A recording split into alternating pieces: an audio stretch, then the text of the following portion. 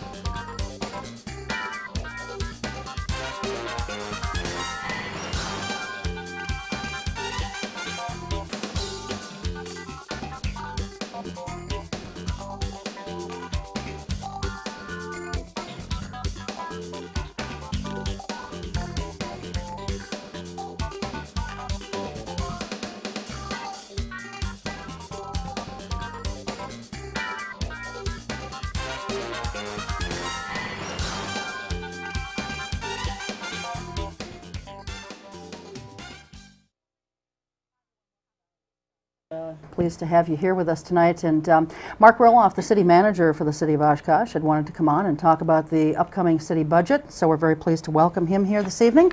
Hi, Mark. Hi, Cheryl. Thanks for inviting me. Absolutely. Thank you for wanting to come on and share the budget information with me and all the citizens of the city here. So let's just dive right in, because we've only got you for a half an hour, and then just a little programming note for the audience. Betty Lang from the school district will be here to talk about their upcoming budget as well. So let's dive right in. What's the budget looking like?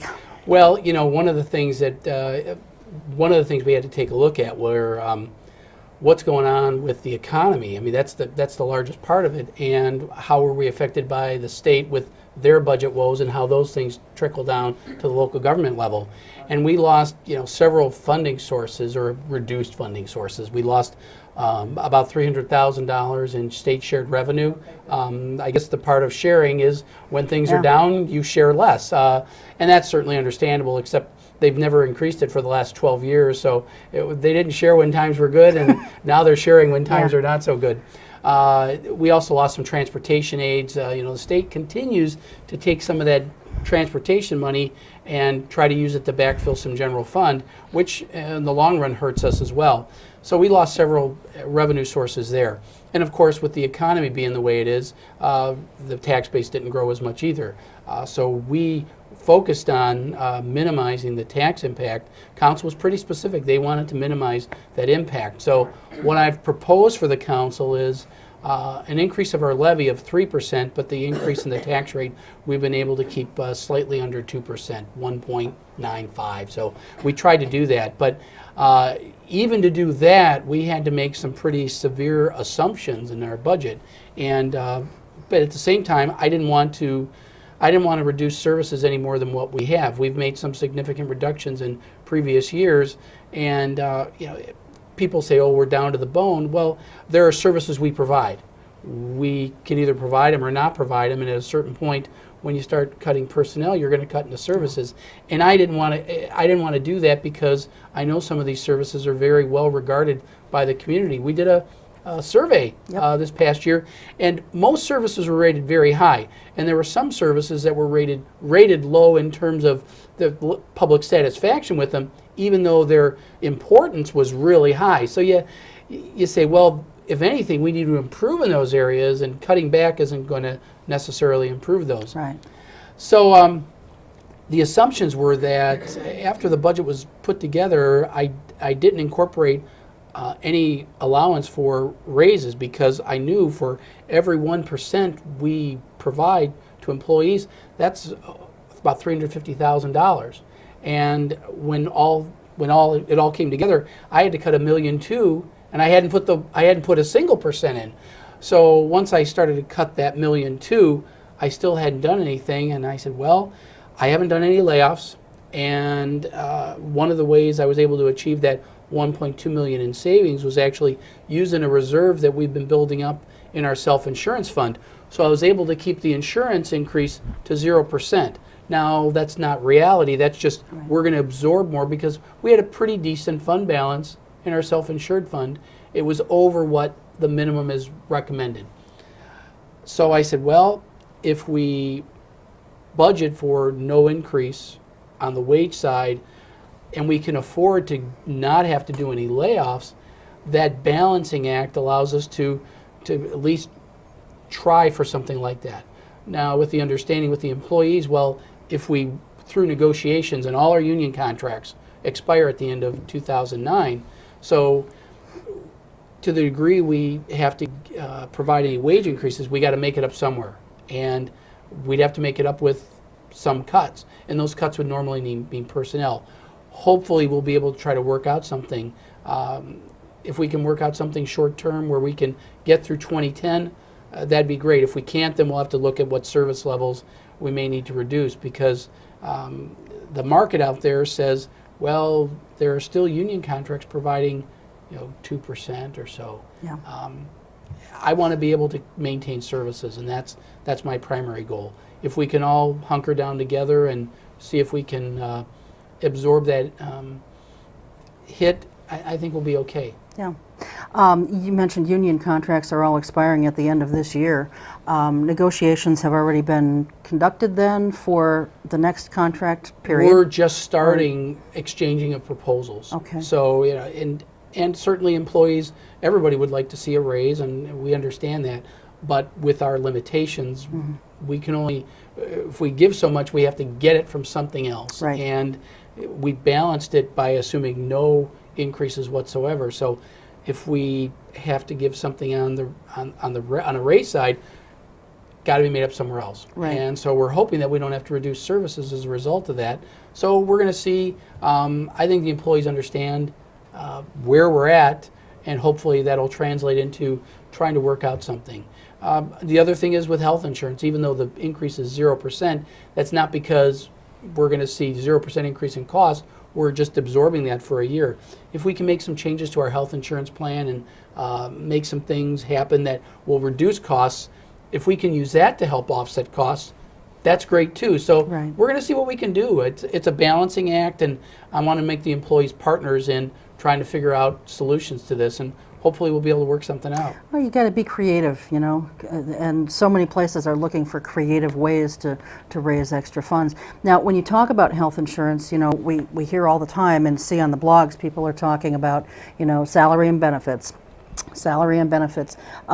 What do you see as you're entering these contract negotiations, Mark, in the way of maybe employees picking up a little bit more in terms of their percentage that they're paying for their health insurance? Well, that's always one of those things that with binding arbitration, we have to do what's called a quid pro quo. I want this from you, therefore I have to give you something in return to make that balancing act. One of the things I'm hoping we can do is our employees are on a two-tiered system. There is a PPO plan, a preferred provider plan, and an EPO, exclusive provider. But what we found is a lot of people in our PPO plan still go to the same exclusive provider. So if we can find a way to steer them towards going to the EPO, we could save up to $500 a month per employee in the PPO plan. So just savings like that, and if we can show that they aren't going to lose anything by moving to that plan, that's real money. That's $6,000 a year for every employee in the PPO plan. So it's things like that that we can steer them, because asking them to pick up if they're paying 5% now, if we ask them to pick up 6 or 7, typically an arbitrator is going to look at that and say, well, what are you offering them in exchange? And if we say, well, nothing because we're having tough times, the arbitrators don't look at it that way.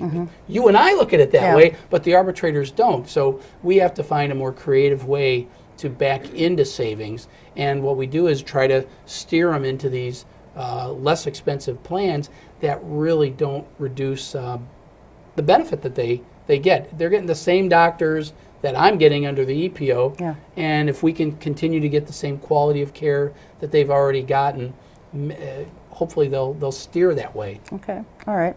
So right now you're not looking at any kind of layoffs of staff?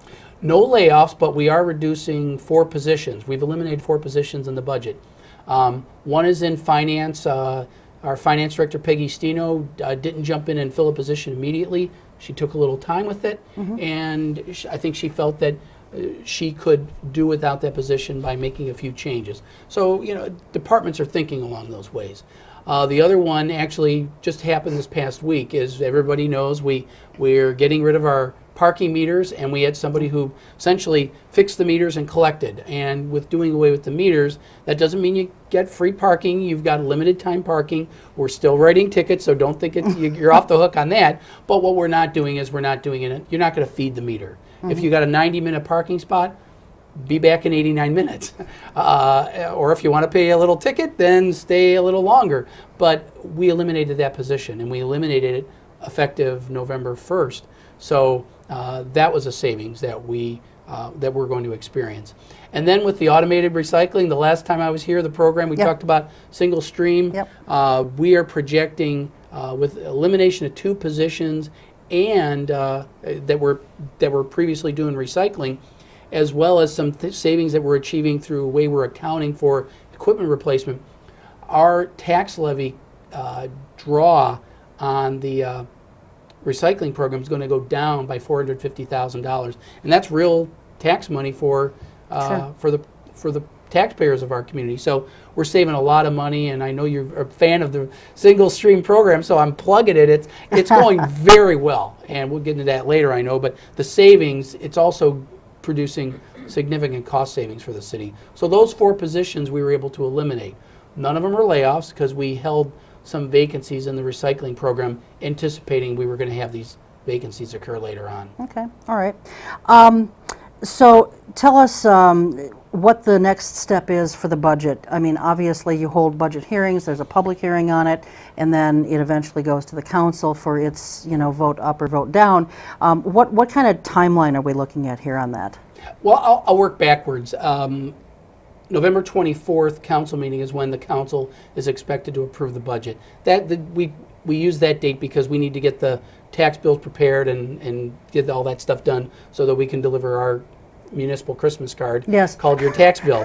But working backwards from that, the council's already held 2 budget work sessions. They're going to hold another one on Tuesday, November 17th, and that's where they're going to, they will have by then heard from the public at the November 10th council meeting, which is the public hearing on the budget. So they'll have heard from that. Okay. Before that, we had an informational meeting with the public, not very well attended, but we've rebroadcasted on Cable 10, so people have been able to watch it there and get as much input as possible. And the council said we want more people to be aware of it, so we televised it so it could get a broader casting.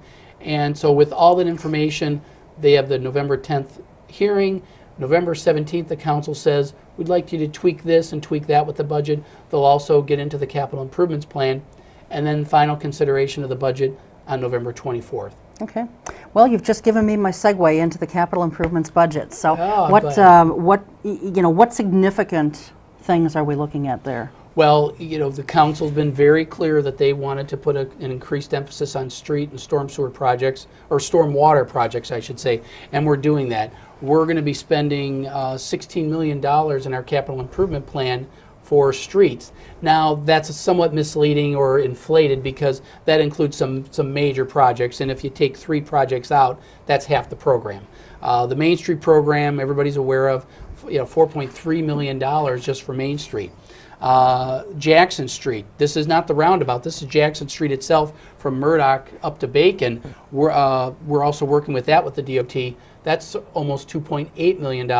And then the roundabout itself that everybody's aware of, quite controversial, about $1.5 million that's getting done. So those 3 projects are over $8 million out of a $16 million program. So the remaining half is a lot of little projects. Now, some are funded with ARRA, which is a long term for stimulus money. We're going to be doing Snell Road from Jackson over to 41. That was money that we went after with stimulus money, and that's fully paid by the feds, but it's a street project that we're going to do. That's over $700,000. And then a variety of street projects throughout the city. All the streets, the little streets, very small streets, but what we're doing is with most of these is we're also replacing water, sewer, and storm sewer because we don't want to have to go back 3 years from now and say, oh my gosh, there's a water main break. Why didn't we replace a 70-year-old water main? We have some sewers, I'm not kidding you, Cheryl, we have some sewers that are 120 years old, and they've never been replaced. Sometimes they're really just holding their form only because we have clay in our soil that's holding it in place. Because literally the minute the camera person's laughing, but we have those. I mean, we have old sewers and we got to replace them. Yeah. And the minute you start excavating and the clay is no longer there holding it in place, they just literally collapse. Yeah. And so we don't want to do that. We want to replace it when it happens. So we're doing anywhere from 80 to 120-year-old sewers. And that's why you don't necessarily see those things, but we know they're there because we're televising our sewers and seeing what's out there. So we're going very aggressive on that. Okay. And then, of course, stormwater. Even though council decided not to proceed with the West Haven pond as one idea, there were a whole series of options that were also offered to the council. They aren't going to get as big a bang for the buck as West Haven did, but we still have to keep going on those things. We still need to make progress. We've had if you take a look at the pond over by Tippler Middle School, it looks great. I know a hole in the ground doesn't sound very exciting, but it really is. It's I just asked James Robbie, our engineer today, that pond will hold 10.4 million gallons of water. Wow. So it gives you something to think about. We need more of those ponds. We had suggestions, well, why don't you do them further out outside the city limits? We can do that for stormwater quantity, and right now that's the public's big concern is the quantity. The quality issues we're still mandated by, but the public isn't as aware of that. They should be, but they're not just yet. We're looking at some out in the James Road, Highway 91 area. Pretty big pond out there, probably be bigger than Tippler. Wow. So, but that's for the Sawyer Creek area. Yeah. The Tippler Pond takes care of the Campbell Creek area. We need to address ponds in both areas. We can't just rely on one. So we're going to be aggressive in pursuing ponds. A couple others, we're going to work on one near the Armory, and we're also actively working on one in the Southwest Business Park, the Southwest Industrial Park, as well as one just immediately north of North High School. So, and those were some of the arrangements we worked out with the school district when we did the swapping. When we got Tippler, we got a little extra land by North High. So we're trying to get both sides of town, get all of the areas that are going to be impacted by storm sewer. So council said, give us more streets, give us more stormwater projects, and that's what we're doing. Yeah. Well, you mentioned the one over by Tippler. That thing is mammoth in size, and now I understand, because I had down here, why is it so large? Because that's what people have been asking me, and I'm like, geez, I don't know, but 10.4 million gallons of water that it can hold. I mean, is that the largest one that we have right now in the city? It is now, okay. But we're going, the James Road 91, that'll be bigger. The Armory won't be as big, but it's going to be comparable. Okay. But you need to have large areas to hold it. Yeah. And the one thing I love about Tippler, and I love to brag about it because, I mean, engineers, they're really smart people. And what they've done with the school district is they've put a web of drain tile beneath it. So the field that's been there for years will continue to be there. In fact, it'll be better drained as a pond than it was as a football field. We've got drain tile beneath it, so the water, and we've seen this work even with it not sodded yet, the water over 24 hours, whatever's left there trickles down into the drain tile and just goes away. Wow. And once the sod's there, you'll be able to have a fully functioning field there. Excellent. Okay, so just out of curiosity, how much is the one at Tippler costing?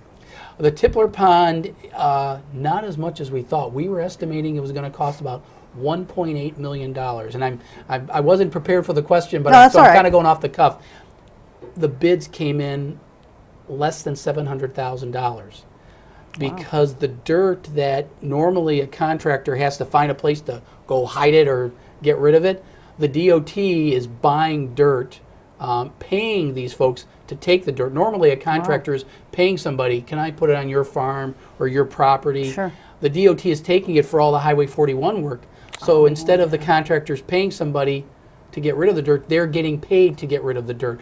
and those savings were passed on to us. Well, that worked And out well. So we used the savings from that to do the pond that I mentioned at Oakwood and Badger in the Southwest Industrial Park. And then those bids came in so good that we're able to fund the pond that we haven't even have it designed yet. The one by North High, we're paying for that one. So literally, we're getting 3 ponds for the price of one because of the market right now. So we looked at that logic. We know the DOT is still in need of some more dirt. That's another reason why we're being aggressive in 2010, because they're buying dirt and we want to get rid of it. So we're going to get a lot of value for the money coming up in 2010. Very good. We're taping this on the 5th of November, and just in the last day or so, we read in the newspaper that the city of Neenah is having to do some furloughs for their city employees. Anything like that in the future for us? I took a look at the possibility of furloughs, and I was asked by the employees early on in the process. I brought all the unions in and was trying to explain the situation. One of the problems that I think you're seeing at the state level with furloughs is that there are some operations, police and fire being the primary ones, but even when you think about refuse, you don't want a furlough day for garbage. You want your garbage picked up. And we found that in most cases, they're actually paying more. To me, it's a smokescreen to make it look like we're saving money.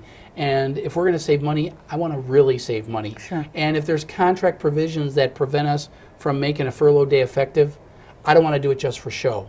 And the way some of our union contracts are written, it just wouldn't pay. Plus, in some cases, just not practical. Even at City Hall, which I think for an office environment, it'd be a little easier, but the public still calls and the phones still ring, and we're going to reduce services by doing that, and I didn't want to do that either. Sure. You mentioned before, Mark, about the roundabout at Jackson and Wisconsin. You weren't going to let me get away with that, were you? No, because give us a status update on that, because you're right, it has been very, very controversial. KFC has been closed now for, I think, at least a month, maybe closer to 6 weeks or 2 months. Yeah. And so far, I don't think, anyway, have found another spot in the city. So give us an update on when the roundabout is going to get started, and has there been any progress made with finding an alternate location in the city for KFC? Okay. I'll do the KFC one first, and then I can get to the project. Sure. We bought out KFC because as part of the roundabout, we actually moved the site a little bit towards one property so that we didn't take out other land. And by law, we're required to either find an appropriate place and relocate them, or if they choose not to relocate and they just choose to go out of business, that they're given a lump sum. And they don't know yet what they want to do. I think for the most part, they'd like to get back to 41. If you recall, they used to be on 9th. Where Walgreens is. Yep, where Walgreens is. And I think they want to get back to the 41 corridor, but I think the dilemma they're having right now is Witzel's closed in 2010 as the roundabouts and the bridge are being done there. And also 20th is being done in 2010. 9th is going to get done in 2011, and then Highway 21 is going to get done in 2012. And they were looking for a location that they weren't going to get impacted by the streets. You're not going to find it along 41.41. No, they're not going to escape that. So one of their options is they just don't do anything. They have 2 years to relocate to a place that we would compensate them for. If they choose not to relocate, then we give them a lump sum cash, and then they're done. They have every option of saying, you know what, we'd like to pick a street, 9th, Witzel, 21, but we want to wait until it's all done. Then they'll take a lump sum cash payment and sit and wait until the project's done. And they might exercise that option. That's totally up to them. I have no idea what they're planning to do. They've asked us questions about locations, but when they found out that all 3 streets were going to be impacted, they said, we need to think about this. Yeah. So that's what's happening there. If they exercise that option, though, is there a guarantee in place that they will open a store here in town somewhere? They have to. Okay. They have to locate somewhere in order for them to get the relocation payment. Otherwise, all they get is the lump sum. Okay, all right. And then the project itself, utilities are going to be done this fall. In fact, at the November 10th council meeting, the council is expected to award a contract for the utility work. That's really the hardest part because you're digging it up.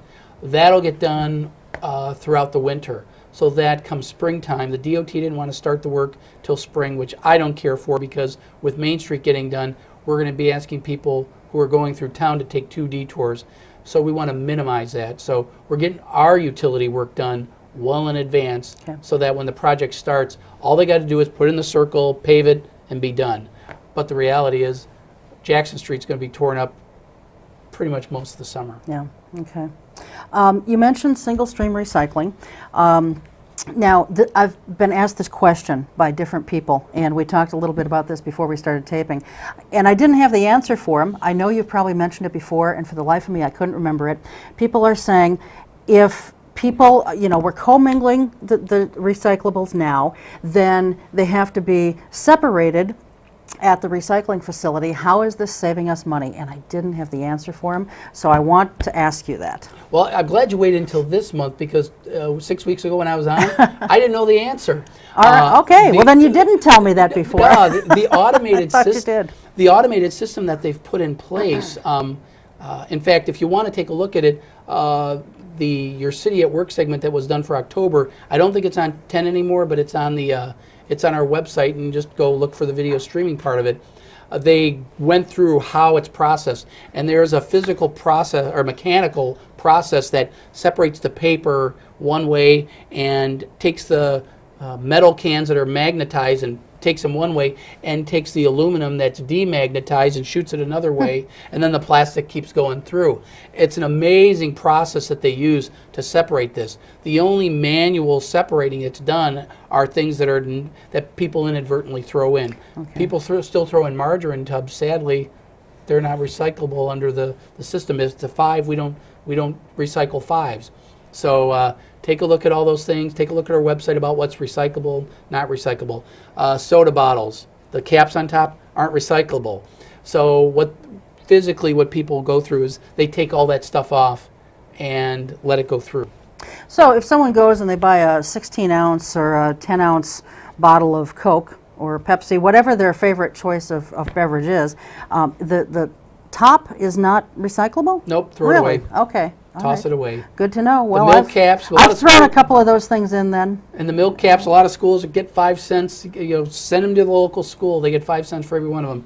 Betty Blank will be here in a minute. She'll appreciate all those nickels add up. All right. Good to know. Good to know. And just real quickly then, on the urban deer thing, are the sharpshooters coming back? I know the council said to go ahead with that. You weren't sure if they could come back yet before the year's end. I don't know if they'll be able to come back before year end, but there's the possibility they might be able to come back. A lot of it's going to be a scheduling thing, and when it happens, we'll arrange it and get it taken care of. And I know that's been a real controversial issue. Very much so. But I think the Urban Wildlife Committee will take a look at it in the future. We've got a localized problem. We'll address that problem, but we'll let the committee do the rest of it. Okay. And that committee, have they had their first meeting yet? No, I don't believe they have. I think we're trying to schedule it with the holidays coming upon us. What we'd like to do is get an organizational meeting going, so that there's a lot of things that you need to go through in terms of understanding open meetings law, because you're now a member of a public body, and you got to follow all those rules, and we make sure that they go through those things. And then I think they need to set a set time so that people know when the meetings are and have a regular understanding of when they're going to take place. Okay, all right, very good. Well, we're going to wrap things up. I know you got things to do tonight, and Betty Lang is waiting, so thanks for being here and for sharing some things, and it's always good to have you on. We'll have you back soon. I hope so. All right, thanks, very Cheryl. good. We're going to take a short break. When we come back, Betty Lang from the Oshkosh Area School District will be joining us. We'll be right back.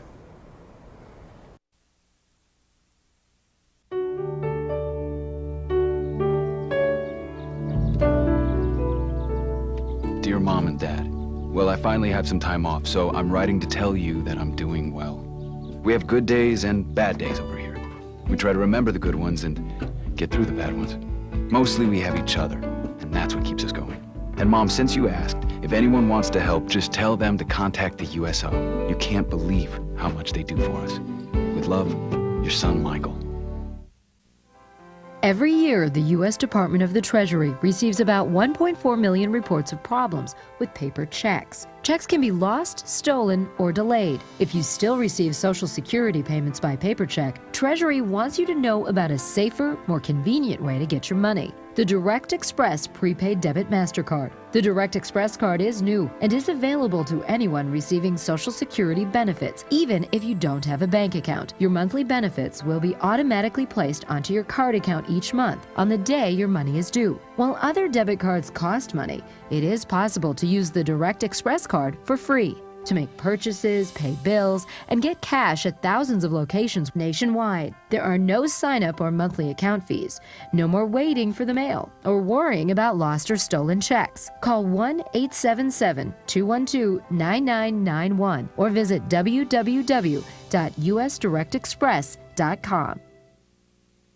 We were in an emergency situation. We don't have extra. We have a little bit of water and a little bit of food. A meeting place, no. No. I don't think we have a first aid kit. We have tuna fish, we have Right. beans, we have canned tomatoes, True. you know. That's true, but that's really not survival food. Tomato paste. Yeah, well, yeah.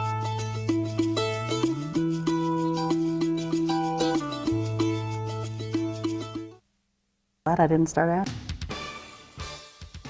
The second half of Eye on Oshkosh, and as promised, Betty Lang from the Oshkosh Area School District is here, our interim superintendent, and it looks like the school board is moving forward with trying to find someone to come in permanently and take your place. Absolutely, If Cheryl. that can be done. Oh, well, thank you. Very kind of you. They had a great workshop last night, and the two people who are the search consultants said there already have been interests in the district. I think that's great.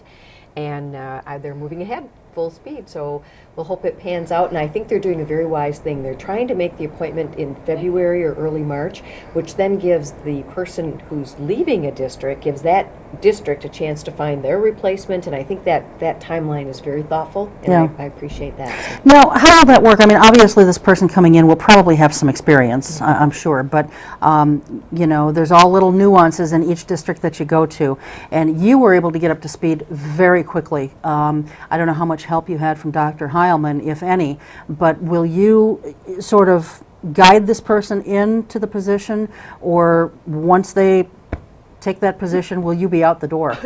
Cheryl, the board has asked me that. That's a great question. I'd be very happy to share what I know and what I've learned. I have to tell you, though, the staff is just phenomenal, and if I was up to speed at all, it's because of the great institutional memory that those people have, and were able to bring me on board and move me ahead. But I always stand ready. I've left other districts, obviously, and moved on, and I'm always ready to either go back if I need to, or to answer any questions, because I still get calls from districts that I've been in, and then I say to them, now, how many years has it been since I've been there? Because the old memory isn't always so great. But Yeah. there are times that it's just very helpful to talk to someone who was there before, and just say, what did you find when Yeah. you asked this question? Yeah. It's very helpful. So yeah, I am ready, and I told the board that last night. Just as I said, if in fact they find someone like an assistant superintendent, who many times districts would be more willing to let an assistant superintendent go a little early, leave and come to the district, where they're not so willing to let their superintendent go. Right. So I said, I'm very willing to negotiate, to be gone sooner. I'm fine with that. I have a contract that allows that. So I think we're set up.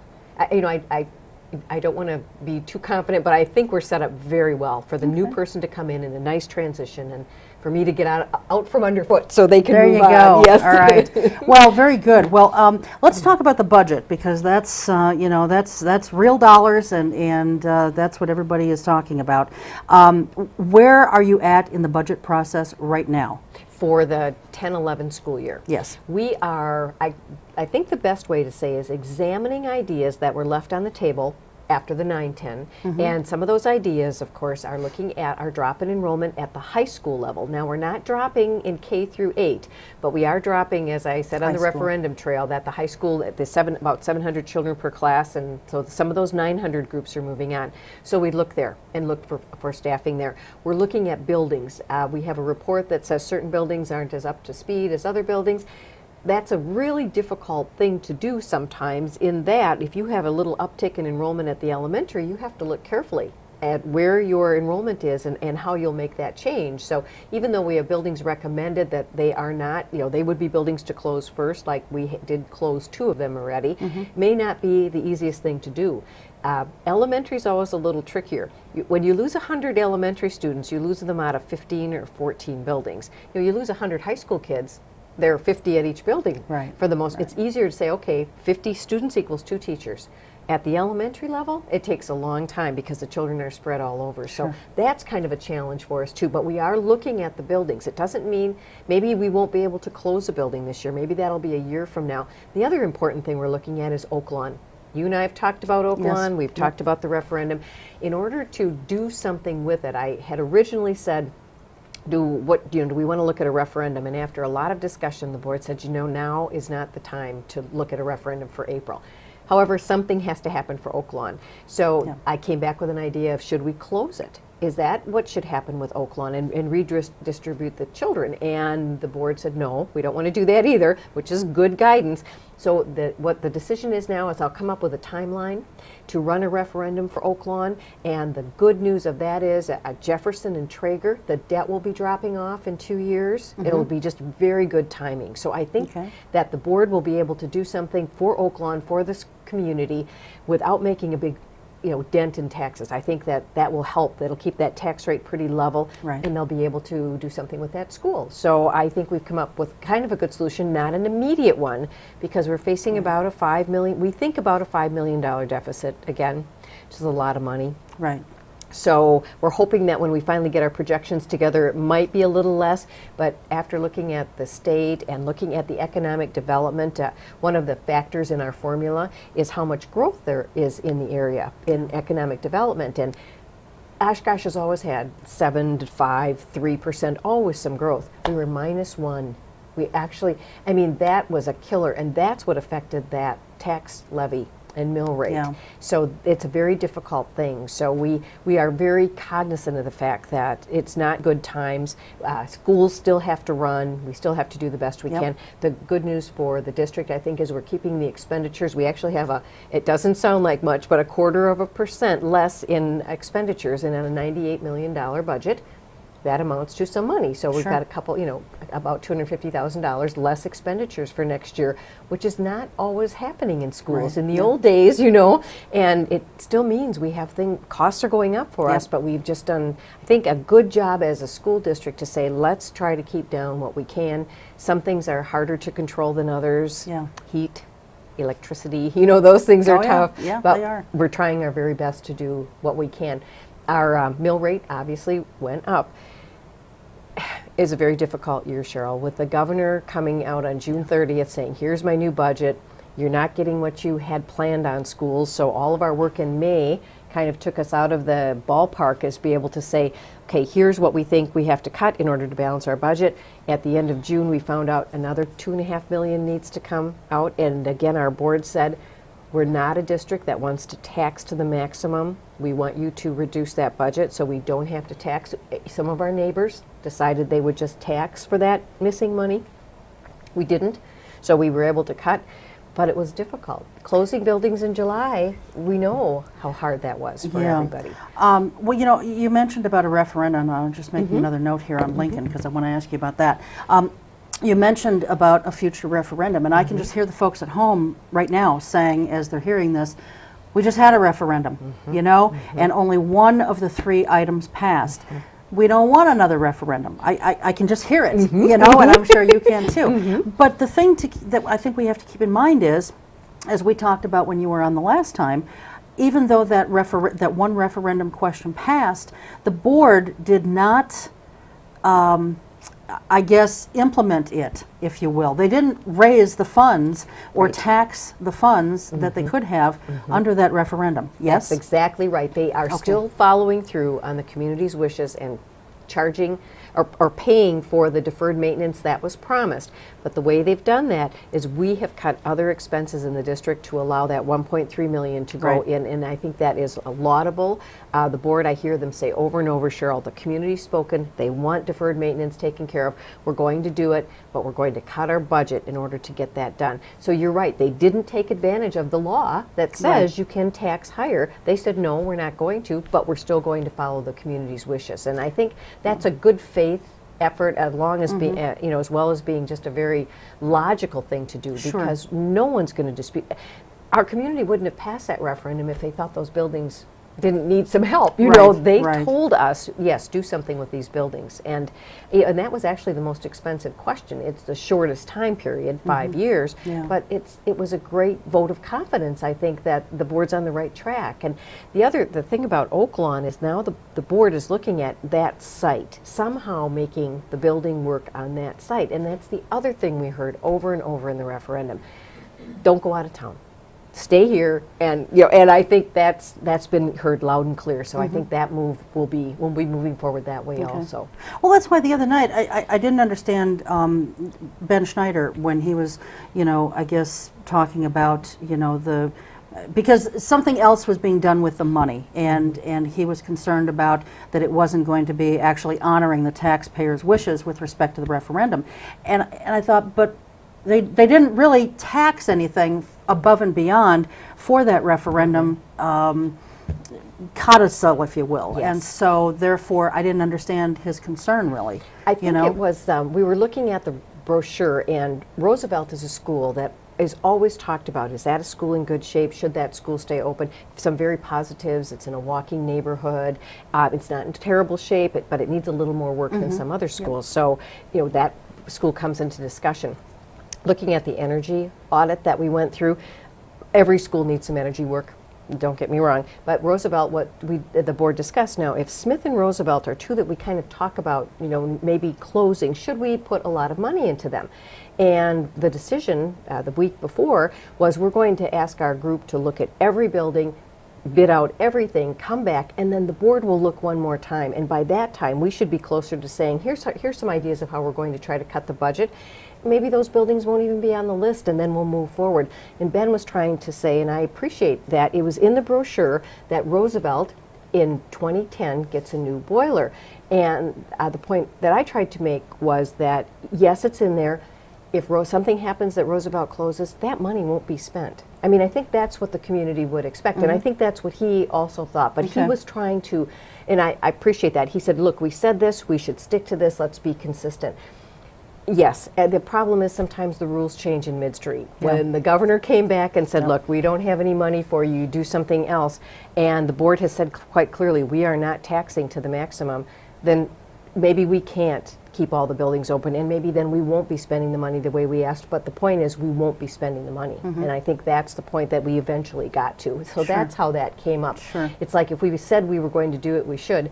Yes, if the whole world would have kept revolving the way that it was at that moment in April, but it didn't, and so now we're in a new place. So. Yeah. All right, Lincoln School. That's not open this school year. That was one of the schools that was closed, and I know the university's been using the parking lot for parking. And there's been some talk in recent weeks or so about the possibility of reopening Lincoln at some point. Where is that at, and how serious is that discussion? It's discussion. One of the times it came up was, should we look at closing Oak Lawn and shifting all the students to Lincoln? And that didn't, as we looked at it, it didn't make real good sense. We'd be busing an awful lot of students that we aren't busing now. And Lincoln and Oak Lawn are about the same size, so we really didn't help ourselves at all, because remember, we have 100 Oak Lawn students who are all in other schools because the school's too small. So it came up then. It's come up with, should we just reopen it because we could work with the university, make it into Oshkosh East High School? We're getting out of that lease. Is that a good thing to do? Should we do that? So it's been talked about. There's no real consensus, Cheryl. I think the conversation is ongoing. We have had some people tour it, some developers tour it. We've had, of course, UW Oshkosh is interested in it. So there seems to be kind of ongoing movement around that school, and no firm decision yet. So I know we have a couple board members who'd like it to be maybe a professional development school. So there's some ideas percolating, but when we finally maybe get an offer, that's when probably the decision. That's what I would think. As long as the people are still looking at it and there's no offer, then it doesn't really force the board to make a should we sell it or not decision. So they have some time. Okay. All right. So budget-wise, are we still looking then at taxes going up about 7% for the district? Yes, about 7%, and 4.27% of that 7% is the deferred maintenance money. So a little under 3% is actually what taxes are going up to run the district next year. And I know, and Cheryl, I know 3% is where I don't mean to make it sound like a small amount. It's a large amount. Anytime you raise taxes for anybody, it's difficult. And we do appreciate the support that education gets in Oshkosh. And again, I commend the board for keeping that tax number down. It's low, and there we do have to reach a point though where we say, okay, what programs are we really going to stand up for, and which are we going to let go of in order to make this budget balance? Right. Because we're looking at raising class sizes. That's, as you asked me earlier, what other things are on the list. Raising class sizes are, that's always on the list. Stopping some services, that is people have talked about, do we need Oshkosh East High School? And I think yes, I think we do. I think some children learn much better in alternative settings, but how do we make it happen then that we can afford it? And just a lot of those kinds of things. Sure. Well, the Oshkosh Northwestern just did this very in-depth piece this last week on the budget, and they put it into nice little sections. And so if we can, we've kind of touched on school closings already a little bit. Was there anything else about school closings that you thought we needed to mention? No, I think it's to be determined yet. We're still working on it, and I have to say we're looking at repurposing too. We may have a situation where we move a group of students out of a school, repurpose it for another group of students. So I think that's also has to be there, and I think people need to also think about the fact we own the rec department. That's another building. Yep. And if we're looking at saving money, closing buildings saves money, so everything's on the table. Okay. Teacher layoffs, that was one of the sections in here as well. What can you tell us about that? That's a difficult one. I always like to talk about, there is a deadline for layoffs, but I like to talk about it early, because if we're going to be laying people off, I think the earlier they know, the better. And that goes with athletic directors too. Those positions, we have 2 athletic director positions, always come to the table. If we're going to make a decision, let's make it early and give those young people an opportunity to look for other positions if that's what they need to do. So that's what we're looking at. If we at the high school are losing students, teacher layoffs are going to be a result of losing those students. And that's kind of how the contract works. Okay. And when will you know what and if how many layoffs there might be? Scheduling starts in December, so right after the first of the year. That's when we start to know. Well, that's kind of a fine welcome to the new year, I know, isn't it terrible? Oh gosh, and people are very astute. Our teachers are astute, and they're looking around, and they're looking at the size of the classes in the high school, and it's difficult. And in a 2 high school town, you do want to have equity and services on both sides. Sure. So we're trying to say, how can we do this, and do we have more students use youth options where you go off to college and take your class, or how do we make this happen? Because a comprehensive high school is just critical if we're going to be a thriving community. Right. With respect to athletics, are there any type of athletic cuts that you're looking at? And along with that then, Betty, are there other program cuts throughout the district that we're looking at? Well, the athletic cuts, I've said to the group, if we do cut athletics, and I don't know how draconian a cuts there will be, but our cut athletic directors, then we can't have athletics. You really need to have overseers. I mean, just the liability issues of making sure students are on the right bus and getting back home, and all those kind of things, and making sure the equipment they're using, football helmets, for example, need to be certified every so many years, and you need someone to do that. And I had an opportunity to talk with someone and said years ago we had one athletic director, one person, but then we had people in each school. So we probably had 2 full-time equivalencies. They were just divided out differently. So now we have one person in each school. I think there are probably a couple ways you could do it, a couple ways you could organize to do it, but I just think that if you are running an athletic program, activities program, you really need to have people who know what right and wrong is and how to keep us doing the right thing for all those students. So that if that program goes, if you reduce, then I think you have to always look at equity. If you reduce a girls program, you have to reduce a boys. So there's a lot of work to be done there, and to see if that's going to downsize. So. It's so sad, I think, in a lot of ways, to see programs that have been cut the way they have over the years. When I was in school, you had your choice of like German, French, Spanish. Latin. Did you have Latin when you? Boy, I'm trying to remember if there was. I didn't take it. That much I know for sure. I took German and French, but I'm trying to remember I don't know if there was Latin back then. But you had at least 3 languages, and then there were all these different math courses and things, and home economics and all this stuff. And What about foreign languages nowadays? I And mean, that's an area we're not getting a lot of students signing up. And the way the schedule works is you choose, if enough students choose the course, it will run. So if students aren't choosing it, and we have to start to think, are we offering too many languages? We did start Chinese. We did have enough students to start Chinese. We don't know if that will take off or not.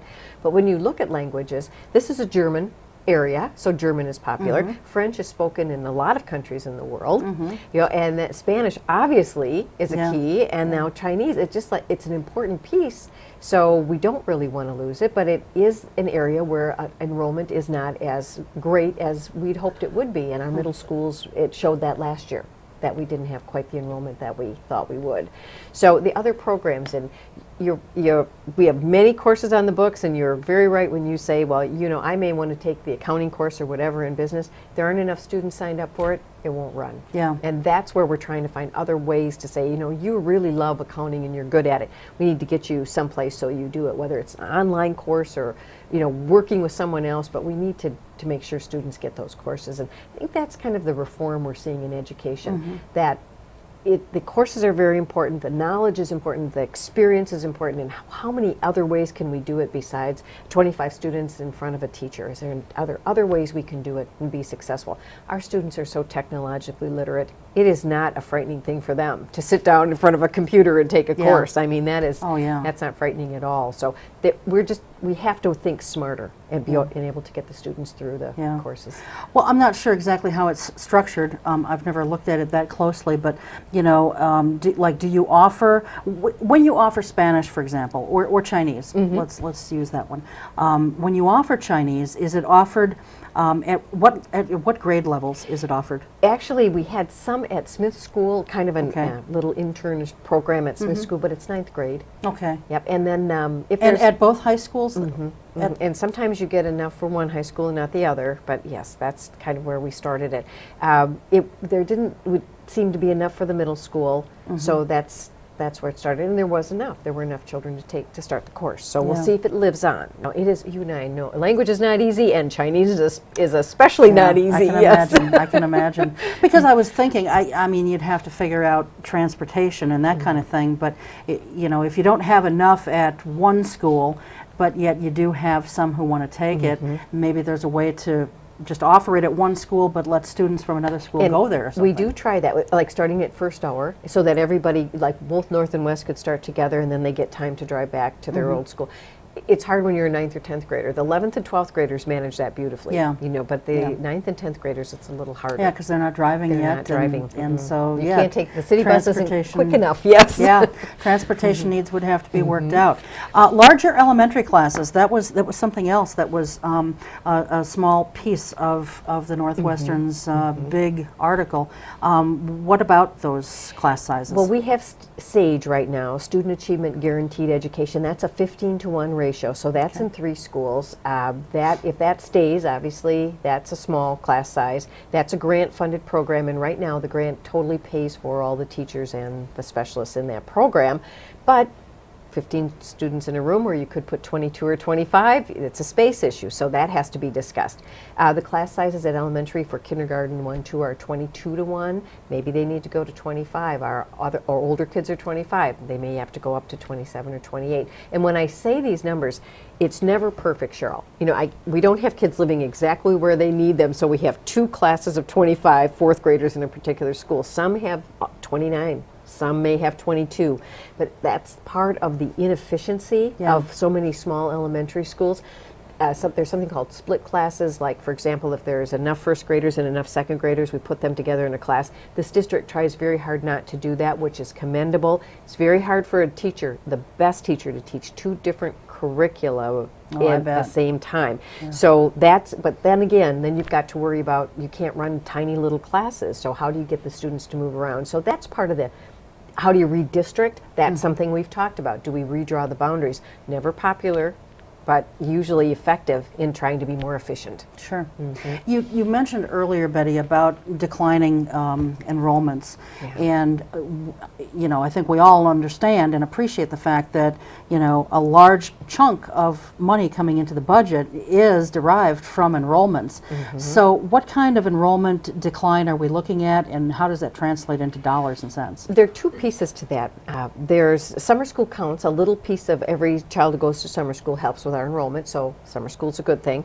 There is a declining enrollment exemption. So if you happen to lose a number of students, the state makes up for that to kind of ease the pain. So even if we lose a few students, we can't lose hundreds of thousands of students, of course, but if we lose a few, we can make up the difference. So it's not too detrimental. Where it starts to be detrimental is when the population in town starts to be a little more lopsided and neighborhoods turn over, and all of a sudden there are no children living in that neighborhood, which is kind of what happened around Lincoln Elementary School. It turned out to be a lot of college young people and not necessarily young families, and then that starts to throw your efficiency off balance. To try to, and that's where redrawing boundaries every few years, not every year, but every few years, does make a lot of sense. So that's how that works, and it's a process. That's the best I can say, and it's not a yearly process, but it's a process every board needs to go through with its community. So what are you looking at from a dollar standpoint as far as what you've lost so far? Well, with students right now, because of the declining enrollment exemption, we're doing okay. We didn't tax, obviously, and use all of the room we had under the revenue cap. So that's put us in a position of stepping back in the sense of when you don't take advantage of that. But we didn't, so we live with what we have, and then we'll just try to build next year and do the best we can. But again, it's like I said, when it's 100 students at the elementary over 15 or 14 schools, it's a lot different than 100 at one high school. It's a lot simpler. We're hearing so much more these days about homeschooling. Now, when someone decides to homeschool and they're obviously not having their children enrolled in the classroom structure, if you will, you lose money then from that as well, right? Right. There's a student in Oshkosh is where there was a nice article in the Northwestern about that we are under the state average around $9,300 or $9,500, I think. So yes, that would be tax money that wouldn't be coming into the district. People still pay taxes, though. You know, they're still paying the school tax. So I want to make sure I say that, because every citizen who pays taxes pays school tax, but we don't necessarily get that state aid for that student. Right, it's the state aid that's being lost. That's lost. Just like when someone has their children enrolled in private school or parochial school, they're still paying property taxes, and that still contributes to the district's budget. Right. It's just the state aid. The state aid for that student doesn't come in, and that's probably around $6,000 then per student that's lost. So, and homeschooling is a process where you go through the Department of Public Instruction and sign some forms and make sure, and one of the nice things that people do here is they let our schools know I'm going to be homeschooling, so that we don't worry about truancy and all those kind of things. So it's very much appreciated when you make that decision, just to let your principal know, and it works out a lot better, and then we don't hound you. Where are you? Why aren't you coming to school? Exactly. All right, well, real quickly then, so when does the board approve the budget? They actually will start in January. They're going to get the 5-year forecast. We'll work on reductions, and we hope to be ready, Cheryl, by May to have them have the, all the cuts that have to be made be done by May. And as I mentioned earlier, the people cuts, the sooner we can do those, the better it will be. But for the property tax bill that comes out in December, that's already taken care of. Yes, that was taken care of a week ago. That was taken care of on October 28th. Yes. Okay. All right. Excellent. Betty, thanks for being here. My pleasure. We'll have you back again. Thank you, Cheryl. All right. And that's going to do it for us. We'll see you next time. Until then, take good care. Keep your eye on us. We've got our eye on Oshkosh.